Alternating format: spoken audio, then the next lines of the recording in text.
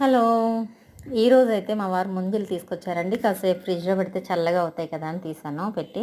చల్లగా అయితే అయినాయండి. సరే ఇవైతే ఒలుచుకుందాం. ఒలుచుకోవడమే చాలా పని కింద ఉంటుంది కదా! ఎలాగైతే కష్టపడి ఒకటైతే ఒలిచాను. తీరా నోట్లో పెట్టుకుంటే అదేం ముదురుగా అనిపిస్తుందండి. కానీ ఏం చేస్తాం, సమ్మర్ స్పెషల్ అంటే ముంజికాయలు, మామిడికాయలు ఇప్పుడే కదా వస్తాయి.